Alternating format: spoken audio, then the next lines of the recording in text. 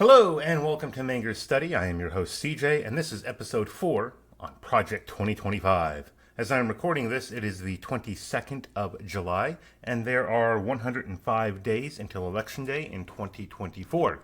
We are now on page 44, or 77 on the PDF, where we will take a look at the U.S. Office of Management and Budget, also known as the OMB. The OMB does the following things according to Project 2025, quote, developing and enforcing the president's budget and executing the appropriations laws that fund the government, managing agency and personnel performance, procurement policy, financial management, and information technology, developing the president's regulatory agenda, reviewing new regulatory actions, reviewing federal information collections, and setting and enforcing federal information policy, coordinating and clearing agency communications, including testimonies and views on draft legislation. The OMB director must act as the president's representative with the, quote, most comprehensive approximation of the president's mind, unquote, and cannot be performed well if the director acts, quote, as the ambassador of the institutional interests of the OMB and the wider bureaucracy to the White House, unquote. Not being a DC insider, I couldn't tell you if that's what normally happens or not. I just don't know. The OMB should act on behalf of the president against waste, fraud, and abuse, and to make sure everything that goes through the OMB office is done with the president's agenda in mind. And of course, follow any applicable laws. During his last term, Trump made sure that the apportionments made by the OMB was done by non-career officials and should do so again, according to Project 2025. They make a recommendation about the general counsel again, this time that they be fearless to challenge precedent that protects the status quo and therefore protects various agencies' independence. That is, once again, sticking to the theme that the different institutions that are in the executive branch should not be independent of the president himself, that all parts of the executive should be beholden to the president. Okay, I guess that kind of makes sense. You don't, like a house divided against itself won't stand or something along those lines, I suppose. There are, I'm sure, differing opinions on this, but I'm pretty sure that most of the differing opinions would come from more centralizing types of people, from Democrats, to be frank. Although I imagine a lot of establishment Republicans would be fine with having various independent agencies that are more independent than what Project 2025 thinks they should be anyway. Yeah, I'm not sure whether or not it would be a good thing that every single group in the executive is completely beholden to the president and doing the president's agenda. On the one hand, again, it does make sense. The president is elected.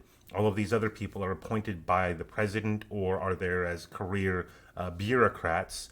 And because they are there at the pleasure of the president, at least the political appointees are, the other ones aren't. Should they be? That's a good question. Project 2025 says no, they should not be independent, at least not in the way they have been independent thus far. Anyway, next up we have the budget. The U.S. owes $31 trillion in debt. The president, and therefore the OMB, should probably do something about that. I tend to agree with that. Project 2025 proposes that the president should make more political appointees as opposed to career bureaucrats to try to tackle the budget problem. Whether Congress goes along with this or not, the president should do administrative pay-as-you-go to impose some discipline in the executive branch. Oh, okay, good luck with that.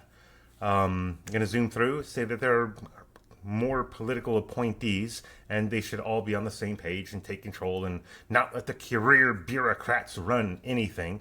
Project 2025 is saying there should be less regulation. The NSA should fire people that aren't on board with the president, which again brings me to mind of back during Trump's first presidency, whenever he told his I think it was the DOD, not the NSA, but he told the DOD to pull troops out of Syria, and they didn't. And then they're bragging about lying to the president while he was still president. I don't know how they kept their jobs, basically, doing that. Anyway, moving on, China is bad, and trading with China is bad. There's a bit of lip service to free trade while also saying that we shouldn't do free trade. Let's see, what else do we have? Fentanyl is bad, apparently. The National Drug Control Program Agency spent like $41 billion on fentanyl in 2022, or was it just spending it? I don't remember now. It doesn't matter. I know the $41 billion is a drop in the bucket, but I think we can get that down to zero and be fine. I'm just going to put that out there. Project 2025 recommends that the president should get rid of the Gender Policy Council, which would also get rid of central promotion of abortion and sex ed and woke gender ideology. Instead, the president should promote life and family. There's some other stuff in there that I'm certain some people will glom onto as important, but I don't think is terribly surprising. For example, not making climate change a priority for the Office of Science and Technology. I think by and large we're good for now. On many of these things, Project 2025 is talking about executive branch action, which makes sense because this is about the president. This is all about the president's offices.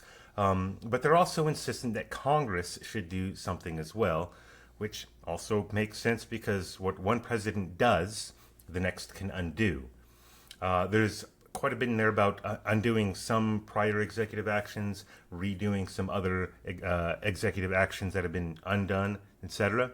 With the firing of national security people who are working against the president, Again, I think one of the most embarrassing things for Trump is whenever Trump ordered the troops out of Syria and people just lied to him.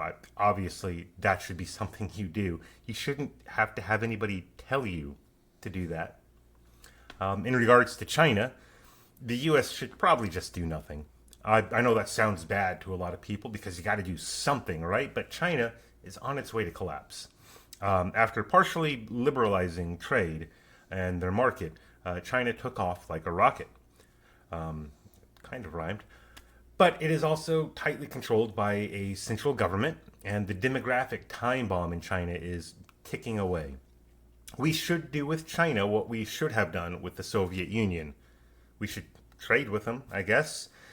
Be on as friendly terms as possible, or at least like be on not enemy terms with them. Rivals is fine, I guess, but probably not do that whole enemy thing, because that's how wars happen, and wars are bad.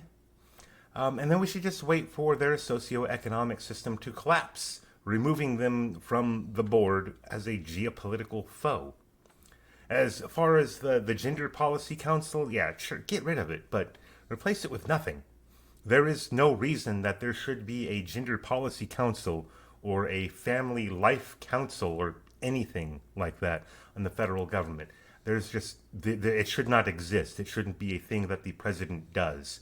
If the president wants to be, you guys should all like life and stuff, then sure, make some speeches, make a couple of appearances or whatever, but there shouldn't be any kind of centralized family council thing.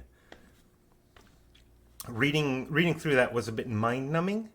I think I'm starting to understand why I haven't seen anybody else do what I'm doing, because for one thing, it's probably kind of boring for you too. For that, I apologize. If you do think I missed something important in these pages, let me know in the comments below.